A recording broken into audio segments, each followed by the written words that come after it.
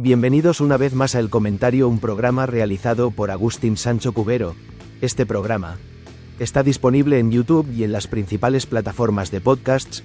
No te olvides de suscribirte, es gratis. A continuación empezamos el programa. Bienvenidos a todos los oyentes de este programa, El Informativo Criminal, un informativo que se ofrecerá una vez por semana en este podcast. Hoy nos adentramos en las profundidades de una realidad que a menudo permanece oculta tras los titulares fugaces, una realidad tejida en las sombras donde la delincuencia organizada, el narcotráfico internacional y la incesante labor de las fuerzas y cuerpos de seguridad del Estado libran una batalla silenciosa pero constante. En la edición de hoy, analizaremos con detalle los movimientos tectónicos que están redefiniendo el mapa del crimen en nuestro país y en el escenario global, poniendo el foco en las operaciones más recientes que han sacudido los cimientos de las grandes organizaciones criminales. Comenzamos nuestro recorrido analizando el panorama internacional, donde la situación ha cambiado drásticamente en los últimos tiempos debido a la presión ejercida desde el otro lado del Atlántico. La DEA, la agencia antidrogas estadounidense, ha intensificado sus operaciones contra los cárteles mexicanos, especialmente contra las facciones de Sinaloa y Jalisco Nueva Generación, lo que ha provocado un efecto de desplazamiento inmediato hacia el continente europeo. Los analistas de inteligencia de la Policía Nacional y la Guardia Civil han detectado un cambio de estrategia en estas organizaciones transnacionales, que ya no ven a Europa simplemente como un mercado de consumo, sino como una plataforma logística integral.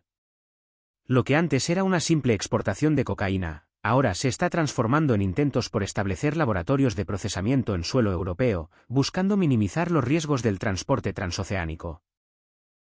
Esta nueva dinámica ha obligado a los agentes españoles a colaborar más estrechamente que nunca con sus homólogos estadounidenses, compartiendo información en tiempo real sobre rutas marítimas que se modifican con la velocidad de un algoritmo bursátil.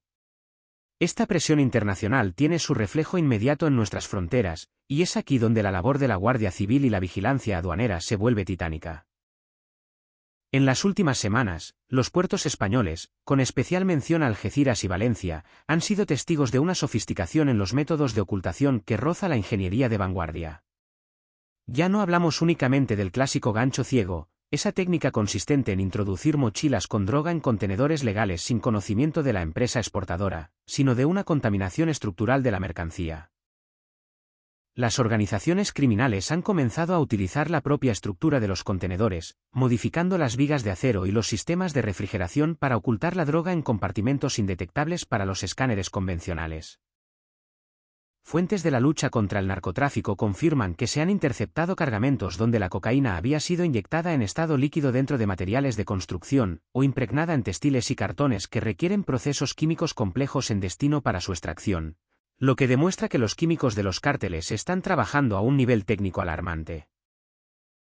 Sin embargo, el foco de la actualidad nos lleva inevitablemente al sur de la península, donde la situación en el campo de Gibraltar sigue evolucionando. La presión policial ejercida por el Plan Especial de Seguridad ha obligado a los clanes del hachís a mutar su modus operandi.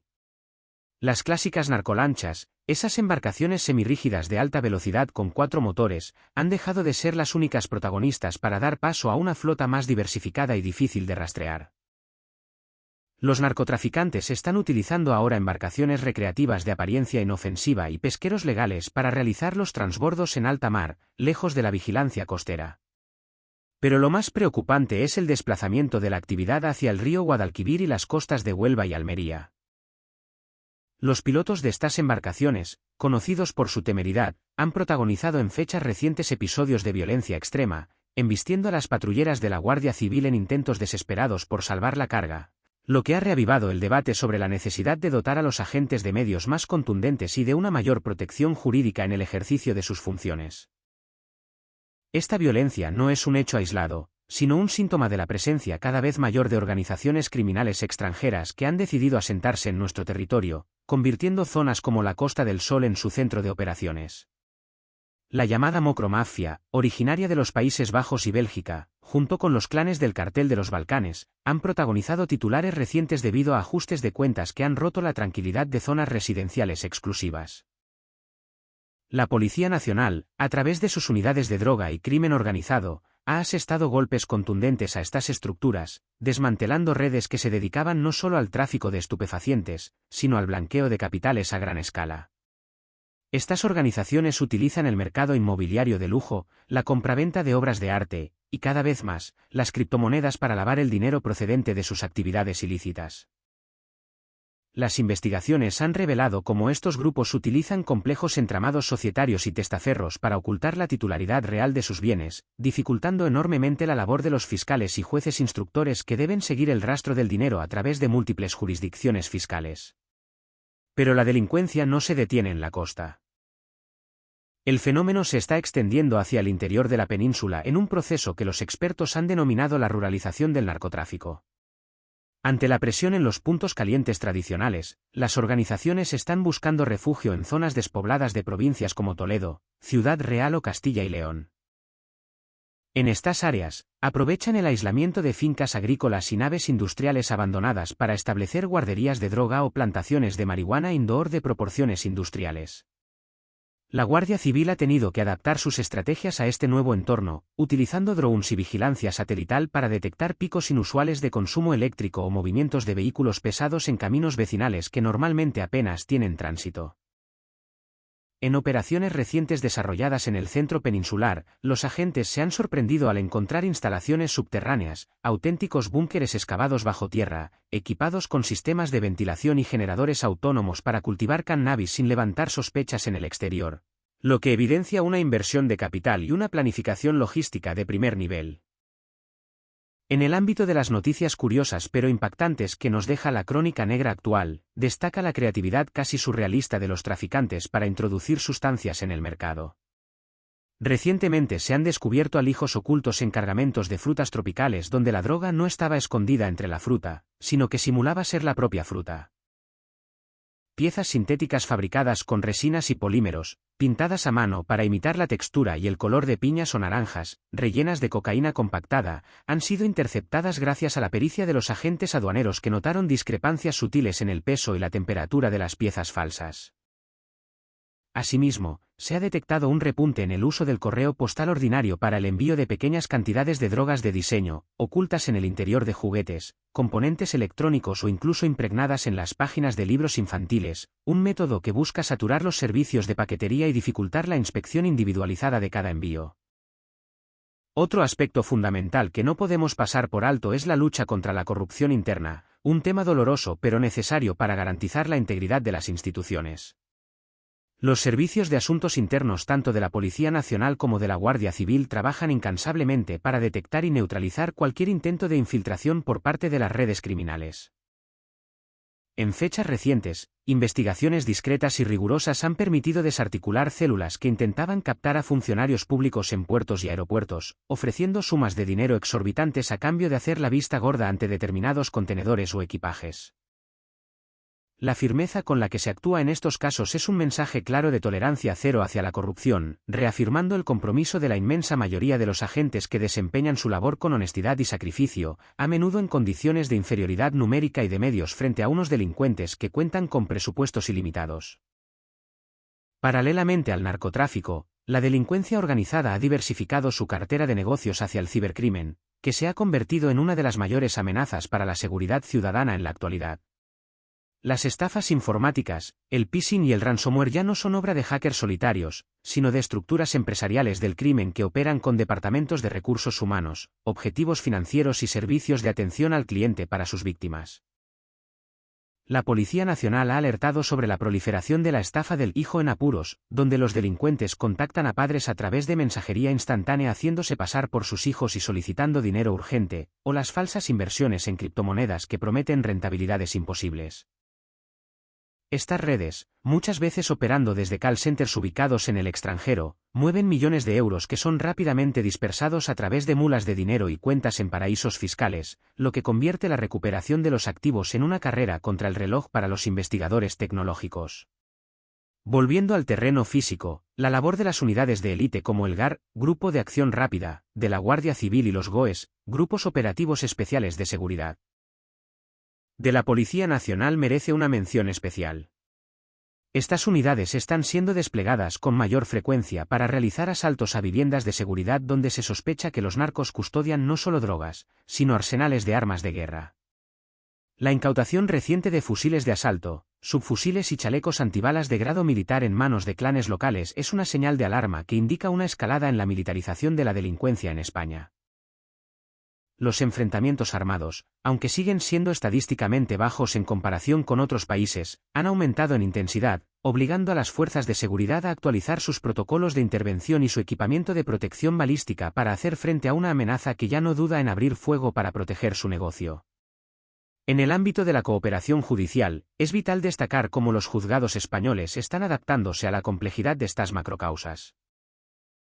La instrucción de expedientes que involucran a cientos de investigados, miles de horas de escuchas telefónicas y ramificaciones en varios continentes supone un desafío colosal para la administración de justicia.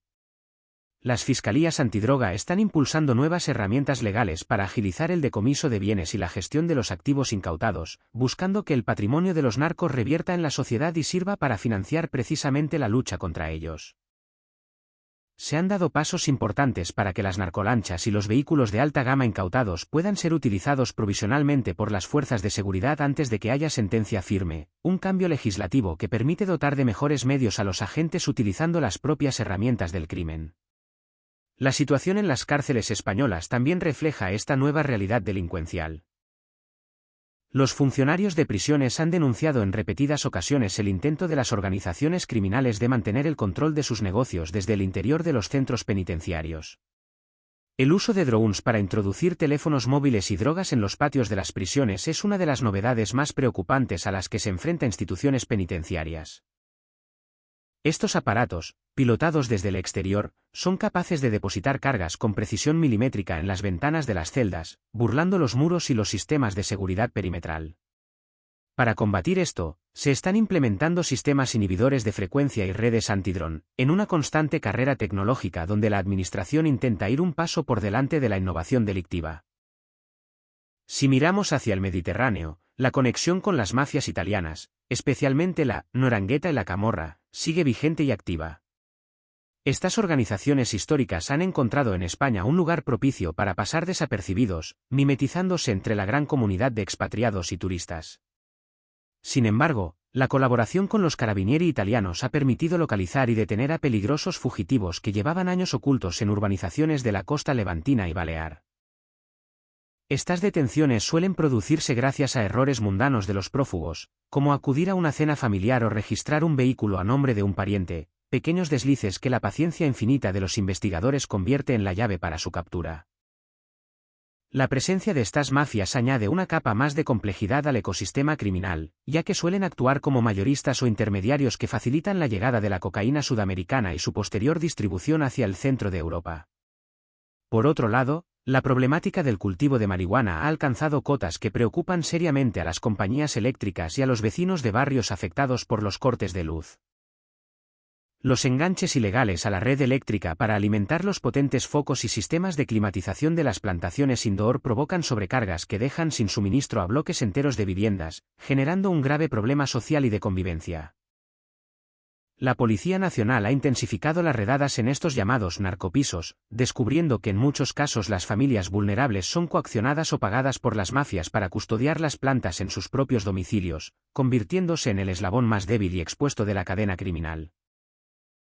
Además, la proliferación de estas plantaciones ha atraído a bandas dedicadas al vuelco, es decir, al robo de la droga entre narcotraficantes, lo que genera episodios de violencia callejera y tiroteos que ponen en riesgo la vida de ciudadanos inocentes ajenos a estas tramas. En el norte de España, la atención se centra en las Rías Gallegas, escenario histórico del contrabando que nunca termina de desaparecer. Aunque los grandes clanes de antaño han sido descabezados, han surgido nuevas generaciones que intentan recuperar las viejas rutas, ahora aliándose con grupos colombianos y albaneses. La fabricación de narcosubmarinos o semisumergibles, embarcaciones de perfil bajo difíciles de detectar por el radar, es una realidad que ha cruzado el Atlántico.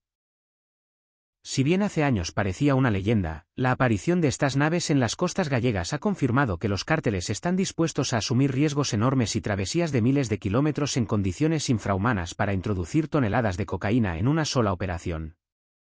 La vigilancia aeronaval en esta zona se mantiene en alerta máxima, rastreando cualquier señal anómala en el inmenso azul del océano. No podemos olvidar el impacto del tráfico de precursores químicos. España, por su potente industria química y farmacéutica, es un objetivo para las redes que buscan desviar sustancias legales necesarias para la fabricación de drogas sintéticas. La Guardia Civil controla exhaustivamente la venta y transporte de productos como la acetona o el ácido clorhídrico, fundamentales para el procesamiento de la cocaína, pero también vigila la aparición de nuevas sustancias psicoactivas que aún no están catalogadas como ilegales. Los laboratorios de aduanas trabajan a destajo para analizar muestras sospechosas y determinar su composición, en una lucha científica contra diseñadores de drogas que modifican ligeramente la estructura molecular de las sustancias para burlar la lista de prohibiciones vigente. La dimensión humana de este conflicto es quizás la más impactante. Detrás de cada kilo de droga incautado hay historias de adicción, de familias rotas y de violencia. Pero también hay historias de heroísmo anónimo, de agentes que pasan noches en vela vigilando un objetivo, de infiltrados que se juegan la vida conviviendo con criminales despiadados para obtener esa prueba fundamental que desmorone la organización. El trabajo de la inteligencia criminal es lento, tedioso y a menudo frustrante, pues por cada cargamento que se intercepta, se sabe que otros logran pasar. Sin embargo, la perseverancia es la clave. Cada operación exitosa no solo retira veneno de las calles, sino que desestabiliza las finanzas de los grupos criminales, obligándoles a cometer errores y exponiéndolos a nuevas investigaciones. En las últimas jornadas, también se ha observado un fenómeno curioso relacionado con el blanqueo de capitales a través de los videojuegos online y las apuestas deportivas. Los delincuentes utilizan microtransacciones en entornos digitales para mover dinero de forma capilar, dificultando su rastreo. Las unidades de ciberdelincuencia están monitorizando estos flujos virtuales, colaborando con las empresas desarrolladoras de software para identificar patrones de comportamiento anómalos que puedan indicar actividades de lavado. Es un frente nuevo y complejo, donde la legislación a menudo va un paso por detrás de la realidad tecnológica, pero donde los agentes se están especializando a marchas forzadas para no ceder terreno en el ciberespacio. Finalmente, es importante reseñar la colaboración ciudadana como una herramienta indispensable en esta lucha. Muchas de las grandes operaciones comienzan con una llamada anónima, con un aviso de un vecino que ve algo extraño, o con la denuncia de un comerciante que detecta movimientos sospechosos.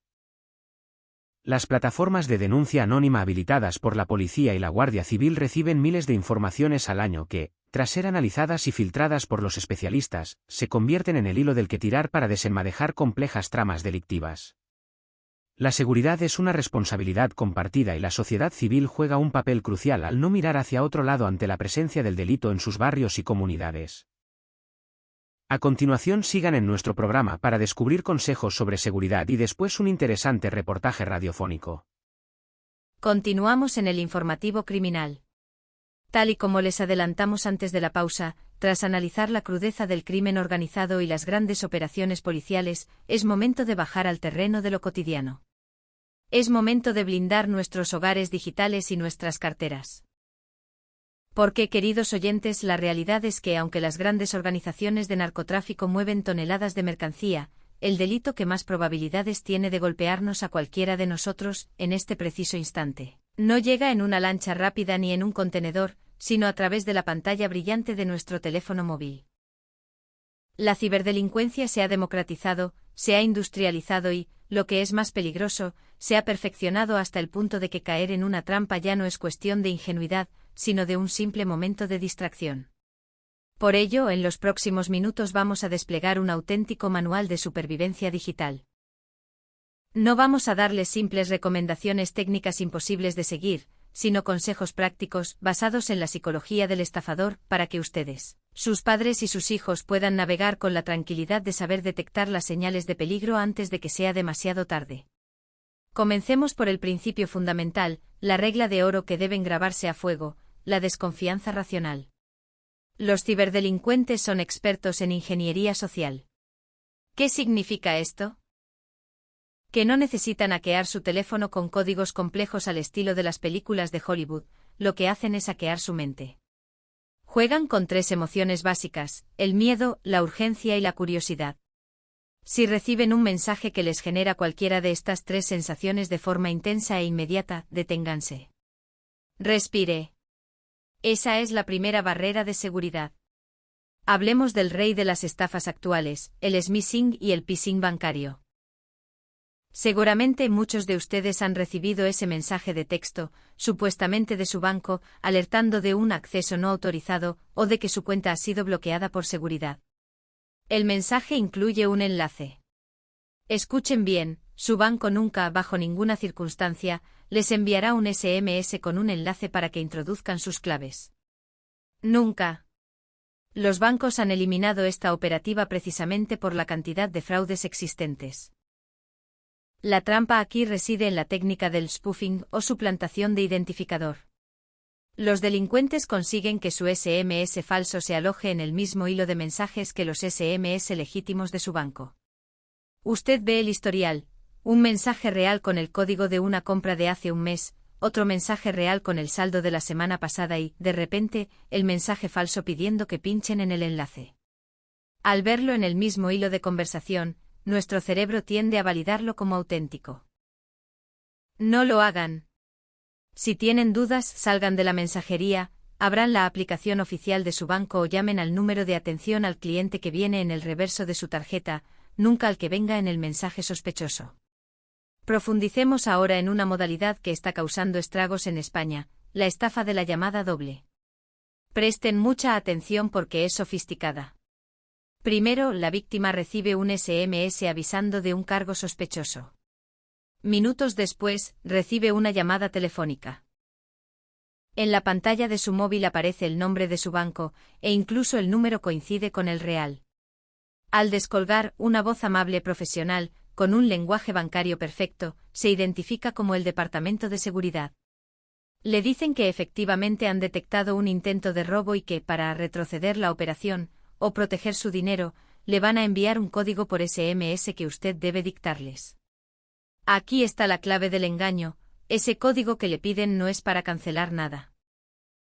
Ese código es en realidad la autorización para realizar la transferencia que les va a vaciar la cuenta, o para autorizar una compra online con su tarjeta. El estafador está en ese momento frente a un ordenador iniciando el robo y necesita ese código de seguridad que el banco le envía a usted para confirmarlo. Al dárselo, usted mismo está abriendo la puerta de la caja fuerte. Recuerden esto, los códigos de seguridad son para usted, para autorizar lo que usted está haciendo. Si alguien le llama y le pide un código que ha llegado a su móvil, es una estafa. Cuelguen inmediatamente. Cambiemos de tercio y hablemos de las aplicaciones de pago inmediato como Bizum, que se han convertido en parte de nuestra vida diaria.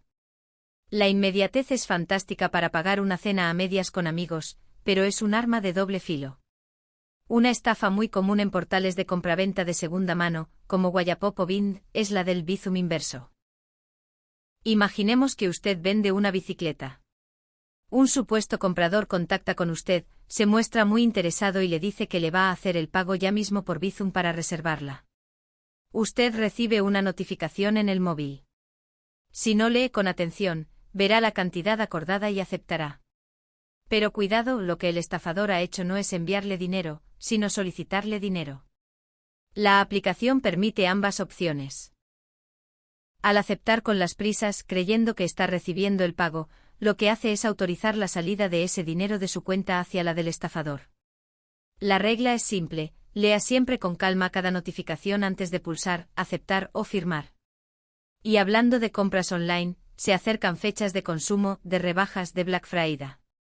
Las redes sociales se llenan de anuncios de marcas muy conocidas, zapatillas de moda, ropa técnica, tecnología, a precios de derribo. Unas gafas de sol de 150 euros por 19,90. Unas zapatillas de marca por 30 euros. El sentido común es el mejor antivirus, nadie da duros a 4 pesetas. Estas páginas web suelen ser copias visualmente idénticas a las originales, pero si miran la barra de dirección, verán nombres extraños, dominios que no coinciden con la marca oficial o extensiones raras.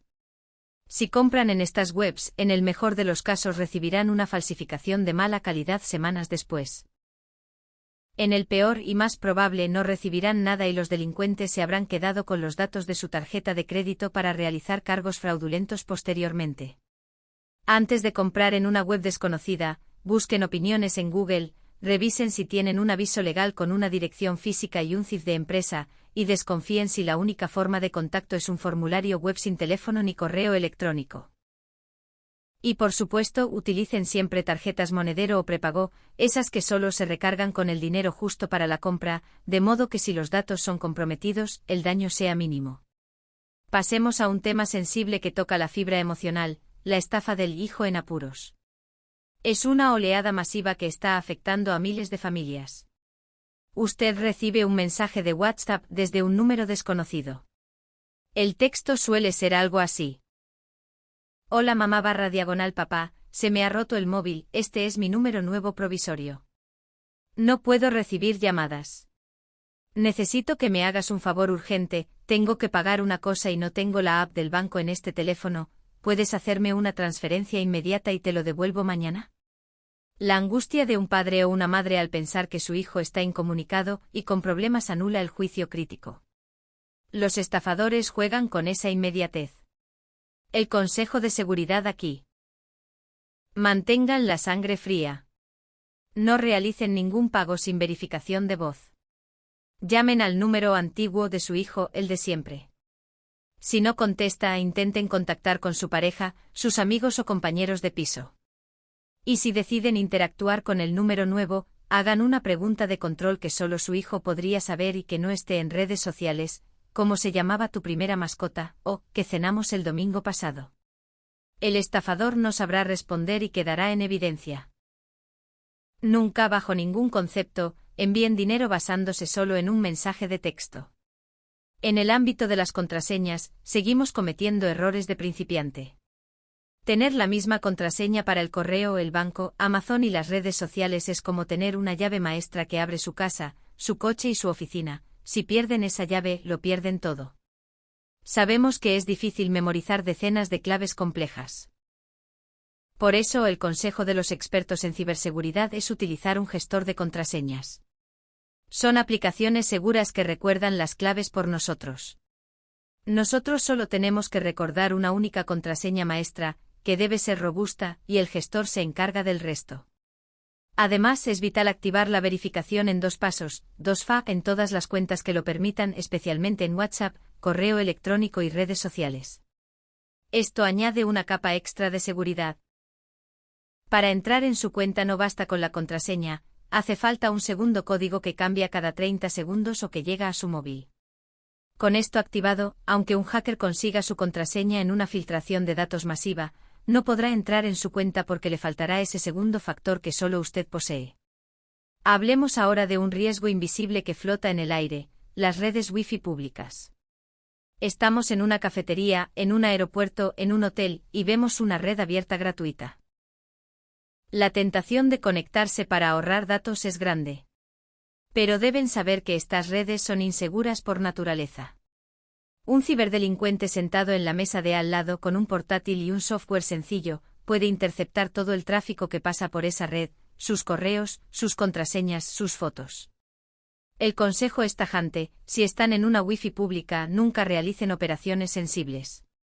No entren al banco, no hagan compras con tarjeta, no envíen documentos confidenciales. Para eso, desconecten el Wi-Fi y usen su conexión de datos 4G o 5G, que es mucho más segura porque la información viaja cifrada por la red de su operadora. Otra modalidad que está creciendo es el fraude de las inversiones falsas y las criptomonedas. Internet está plagado de anuncios con caras de famosos presentadores, deportistas, empresarios que supuestamente recomiendan una plataforma de inversión milagrosa donde el dinero se multiplica solo. Invierte 250 € y gana 3.000 en una semana. Estos anuncios son montajes, utilizan la imagen de personas famosas sin su consentimiento mediante inteligencia artificial o simple edición fotográfica. El esquema suele ser el siguiente: la víctima ingresa una cantidad pequeña, digamos 250 €. Al poco tiempo, la plataforma le muestra gráficos falsos donde parece que está ganando mucho dinero. El falso broker le llama: es encantador, le felicita y le anima a invertir más para ganar más. La víctima, emocionada, invierte sus ahorros, pide préstamos. Cuando intenta retirar el dinero, empiezan los problemas, le piden pagar tasas, impuestos, comisiones absurdas. Al final, el dinero nunca existió y la plataforma desaparece. Desconfíen siempre de las promesas de rentabilidad garantizada y rápida. En economía, alta rentabilidad sin riesgo no existe. Si quieren invertir, háganlo a través de entidades reguladas por la Comisión Nacional del Mercado de Valores, CNMV. Y nunca a través de enlaces que les lleguen por redes sociales. No podemos olvidar la seguridad física de nuestros dispositivos.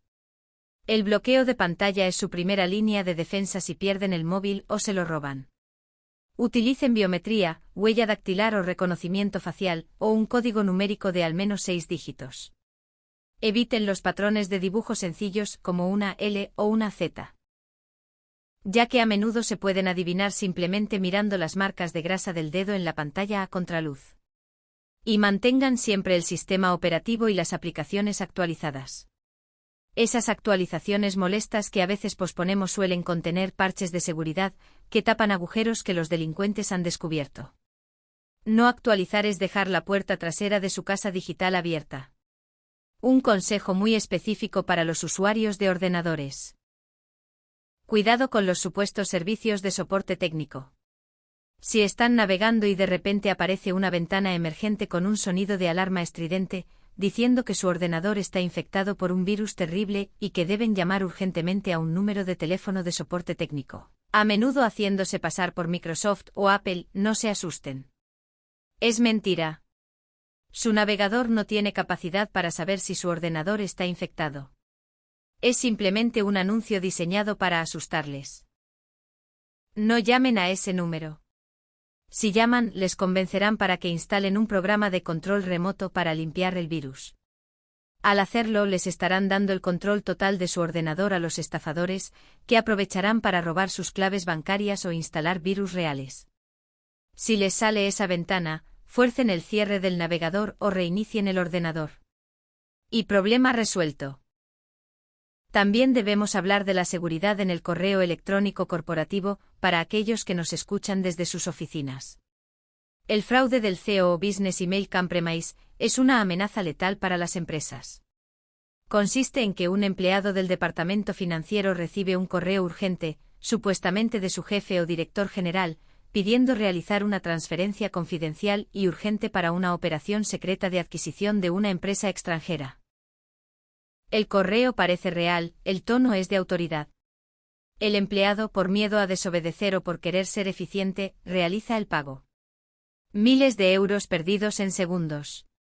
La solución pasa por establecer protocolos internos. Ninguna transferencia de gran cuantía debe realizarse solo por una orden por email. Siempre debe haber una doble verificación, una llamada telefónica o una firma presencial. Finalmente, ¿qué hacer si, a pesar de todas las precauciones, caemos en la trampa? Lo primero y más importante, fuera la vergüenza. Los estafadores son profesionales, engañan a jueces, a policías, a ingenieros informáticos. Caer no es ser tonto, es ser víctima de un delito. Actúen rápido. Llamen a su banco para bloquear cuentas y tarjetas. Cambien inmediatamente las contraseñas de los servicios afectados y de cualquier otro donde usaran la misma clave. Recopilen pruebas. No borren los mensajes, hagan capturas de pantalla de las conversaciones, de los perfiles falsos, de los justificantes de pago. Presenten denuncia ante la Policía Nacional o la Guardia Civil. Aunque crean que el dinero es difícil de recuperar, la denuncia es necesaria para que los bancos investiguen y para que la policía pueda trazar patrones y detener a las bandas. En España, recuerden que tienen a su disposición el teléfono 017, el número gratuito del INCIBE y Instituto Nacional de Ciberseguridad. Es un servicio público confidencial y atendido por expertos que les guiarán paso a paso sobre qué hacer si han sido víctimas de un ciberdelito, si han hackeado su móvil o si sufren ciberacoso. Úsenlo, es un recurso valiosísimo. Para cerrar este bloque, una reflexión final. La seguridad total no existe, pero la seguridad razonable sí. Se trata de ponerle las cosas difíciles al delincuente. Ellos buscan presas fáciles, puertas abiertas. Si usted tiene activada la verificación en 2 pasos, si usted desconfía de los enlaces extraños y si usted verifica antes de pagar, el estafador pasará de largo y buscará a otra víctima. Conviértanse en usuarios conscientes. La tecnología es una herramienta maravillosa, no dejemos que el miedo nos impida usarla, pero usémosla con el cinturón de seguridad puesto. Sigan en nuestro programa para descubrir a continuación un interesante reportaje radiofónico. En la parte final de nuestro programa de hoy, un reportaje en profundidad que nos traslada al noroeste peninsular, a una tierra de niebla, mar y silencios. Continuamos en el informativo criminal con nuestro reportaje de cierre. Dejamos atrás el mundo digital para sentir el salitre en la cara. Nos vamos a Galicia. Hablar de la historia del narcotráfico en Galicia es hablar de mucho más que de delincuencia. Es sumergirse en una sociología compleja, en una geografía caprichosa que parece diseñada por los dioses para el escondite y en una evolución económica que transformó a humildes pescadores en los varones de la droga más poderosos de Europa. Para entender cómo las Rías Baixas se convirtieron en la puerta de entrada de la cocaína en el viejo continente, no podemos empezar por el polvo blanco, sino por el hambre negra de la posguerra. Debemos viajar con la imaginación a una época gris, a los años de la autarquía, cuando en la frontera entre Galicia y Portugal, la llamada Raya, la supervivencia dependía de la astucia. En aquel entonces, el contrabando no era visto como un delito, sino como una necesidad vital, casi como una obra social. Se traía café, azúcar, penicilina, cobre o recambios de maquinaria que en España no existían. Aquellos primeros contrabandistas, hombres rudos conocedores de cada cala y de cada camino forestal, eran respetados por sus vecinos. Eran quienes traían las medicinas que salvaban a un niño de la fiebre o el café que aliviaba las penas de los mayores.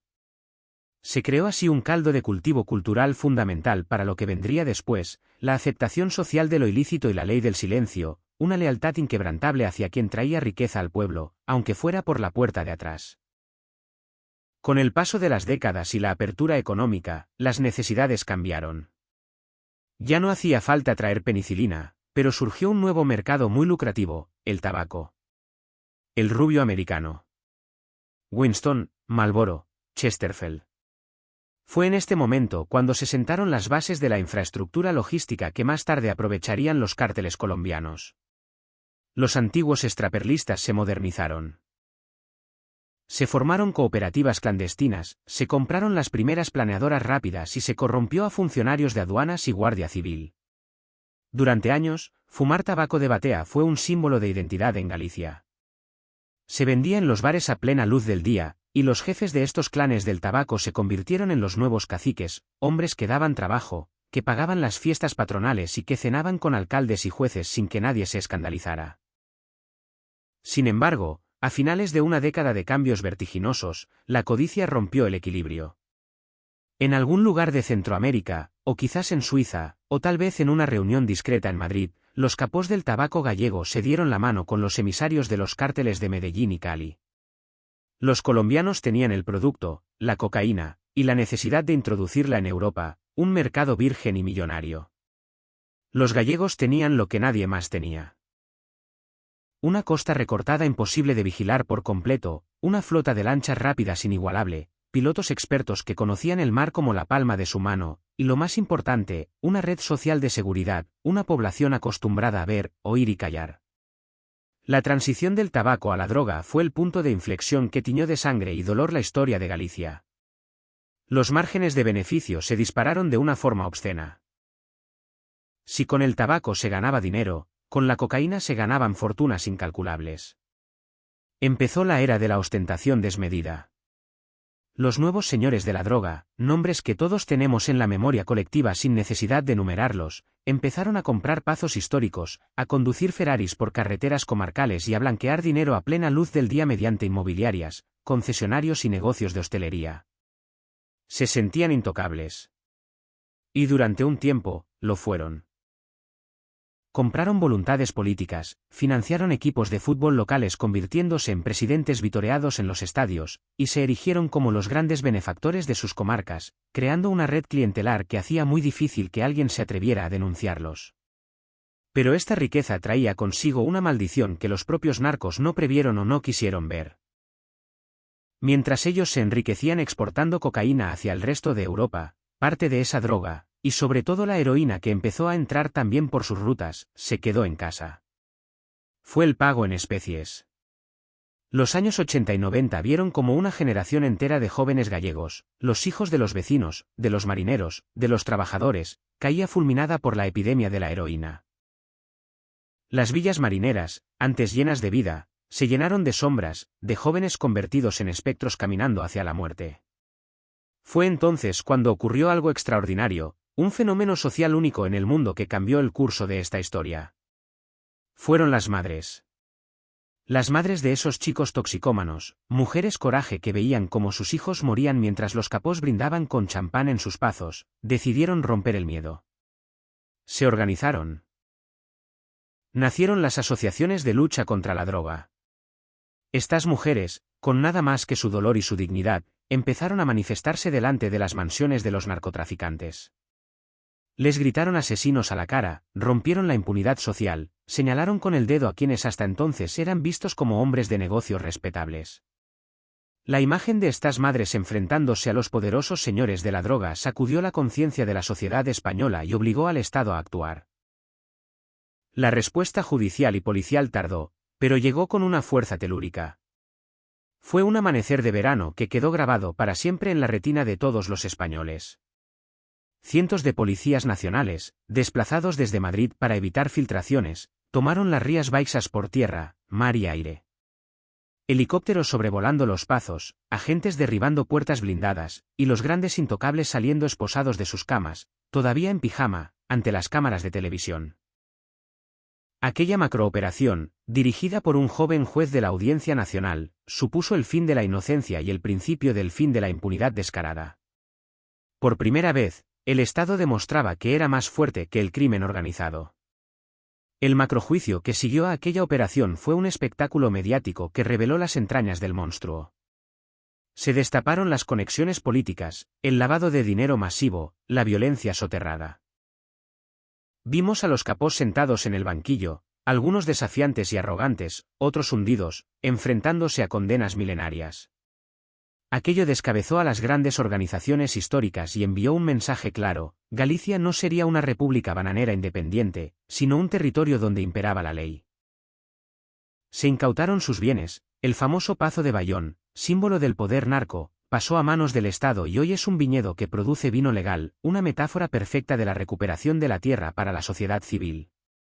Sin embargo, el narcotráfico, como la energía, no se destruye, solo se transforma. Tras la caída de los grandes patriarcas, el negocio no desapareció, se volvió más discreto, más profesional y más peligroso. Los clanes se atomizaron. Aprendieron de los errores de sus padres y abuelos. La nueva generación de narcos gallegos huye de la ostentación. No conducen coches llamativos, no salen en las revistas del corazón, no compran equipos de fútbol. Son empresarios invisibles, con másteres en finanzas, que dirigen el negocio desde oficinas anónimas o desde el extranjero. La logística también evolucionó. Las famosas planeadoras, esas lanchas semirrígidas con 4 o 5 motores fuera borda capaces de volar sobre las olas y dejar atrás a cualquier patrullera, siguen utilizándose, pero los métodos se han sofisticado. Ahora se utilizan pesqueros que faenan en alta mar como naves nodriza, contenedores en los puertos comerciales con empresas tapadera perfectamente legales. Lo más sorprendente de todo, la tecnología naval de vanguardia al servicio del crimen. Hablamos de la aparición de los narcosubmarinos. Parece sacado de una novela de ficción, pero es una realidad tangible. Hace pocos años, la aparición de un semisumergible de fabricación artesanal hundido en la ría de Aldán confirmó lo que los servicios de inteligencia llevaban tiempo sospechando. Estas naves, construidas en la selva amazónica con fibra de vidrio, cruzan el océano Atlántico navegando a ras de agua, invisibles al radar, tripuladas por 2 o 3 hombres que viven un infierno de claustrofobia, calor y vapores tóxicos durante semanas, conviviendo con 3.000 kilos de cocaína. Que estas naves lleguen a las costas gallegas demuestra la desesperación y la capacidad de riesgo de los cárteles, y la vigencia de la ruta gallega como punto estratégico global. La violencia, aunque en Galicia nunca alcanzó los niveles de México o Colombia gracias a una especie de código de honor no escrito entre los viejos contrabandistas que prohibía los ajustes de cuentas sangrientos, ha ido escalando. La llegada de mafias del este de Europa, albaneses y serbios, para controlar la mercancía en tierra, ha endurecido las reglas del juego.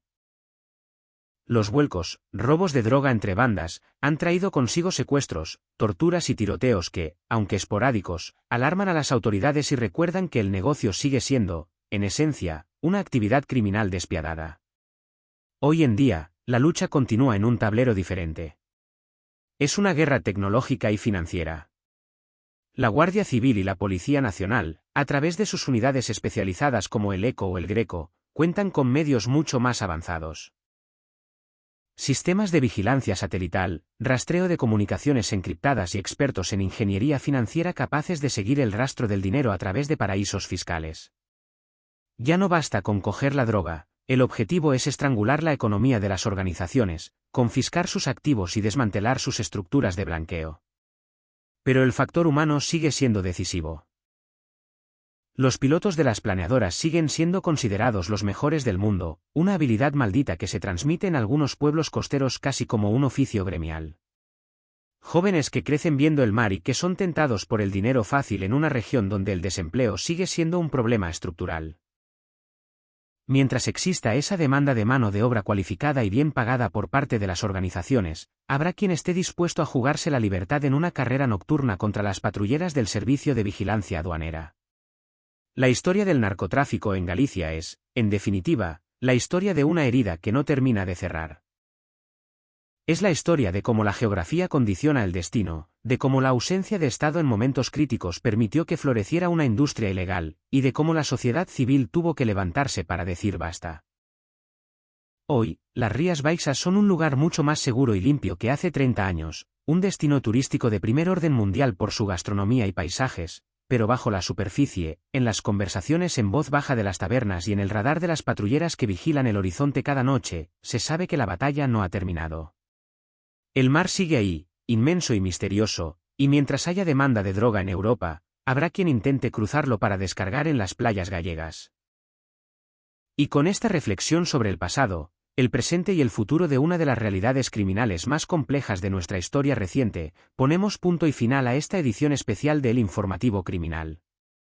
Esperamos que este recorrido, desde las altas esferas del crimen organizado internacional hasta los consejos de seguridad para su teléfono móvil, y este viaje final por la bruma de las costas gallegas, haya servido para arrojar luz sobre las sombras que a veces nos rodean. Recuerden que la información es su mejor arma y la precaución su mejor escudo. Nosotros volveremos la semana que viene con más análisis, más datos y más historias que merecen ser contadas. Hasta entonces, cuídense mucho y manténganse seguros. Un saludo y muy buenas noches a todos. Hasta aquí esta edición del programa del comentario, un programa realizado por Agustín Sancho Cubero. Este programa está disponible en YouTube y en las principales plataformas de podcasts. Hasta la próxima edición del programa. Muchas gracias. Dirección y realización Agustín Sancho Cubero.